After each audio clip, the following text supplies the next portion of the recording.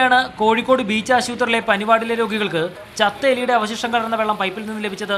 സംഭവം ആശുപത്രി ജീവനക്കാരുടെ ശ്രദ്ധയിൽപ്പെടുത്തിയെങ്കിലും അവരുടെ ഭാഗത്തു നിന്നുള്ള പ്രതികരണം മോശമായിരുന്നുവെന്ന് രോഗികളുടെ ബന്ധുക്കൾ പറഞ്ഞു. നമ്മളെ പരിശോധിക്കുന്ന വലിയ ഡോക്ടറുണ്ട്. അപ്പോൾ ആ ഡോക്ടറെ കണ്ട് ഞാൻ, സാറേ നിങ്ങളെ വാർഡിൽ ഇങ്ങനെ 24-ാം വാർഡിൽ ഇങ്ങനെ ഉണ്ടായിരുന്നു, പിന്നെ എന്തോ രോമം കണ്ടെന്ന് പറഞ്ഞിട്ട് അവിടുത്തെ ആൾക്കാരൊക്കെ വെള്ളം കൂട്ടുന്നുണ്ട് എന്നാണ്. അപ്പോൾ എടുത്തേ ബാക്കി ഒരു കളിവാക്ക് പോലെയാണ് ഡോക്ടർ പറയുന്നത്. തന്നെ രോമം കണ്ടോ അതാണ് ചോദിച്ചത്. അല്ല ഈ വാല് കണ്ടോ, എന്നാൽ പിന്നെ വാല് പിടിച്ച് വലിച്ചുകൂടായിരുന്നു എന്നോ അതാണ് ചോദിച്ചത്. സംഭവം മാതൃഭൂമി ന്യൂസ് വാർത്തയാക്കിയതിന് പിന്നാലെ കോൺഗ്രസ് പ്രവർത്തകരുടെ നേതൃത്വത്തിൽ പ്രതിഷേധ സമരം ആരംഭിച്ചു. 24-ാം നമ്പർ വാർഡ് സ്ത്രീകളുടെ പനിവാർഡാണ്. ആ സ്ത്രീകളുടെ പനിവാർഡിൽ ഇന്ന് രാവിലെ ടാപ്പ് തുറക്കുമ്പോൾ എലിയുടെ വാല്, എലിയുടെ കാല്, എലിയുടെ ഓരോ ചീഞ്ഞളിഞ്ഞ ഭാഗങ്ങളാണ് ടാപ്പിലൂടെ വന്നിട്ടുള്ളത്.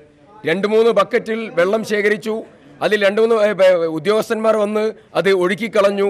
അവിടെ ഉണ്ടായിരുന്ന വെള്ളമാണ് ഞങ്ങൾ ഇവിടെ ഈ ജനങ്ങൾക്ക് മുമ്പിൽ ഇത് ബോധ്യപ്പെടുത്താൻ വേണ്ടി വെച്ചിരിക്കുന്നത്. കുറ്റക്കാർക്കെതിരെ നടപടി സ്വീകരിക്കുമെന്ന് ആരോഗ്യമന്ത്രിയും അറിയിച്ചു.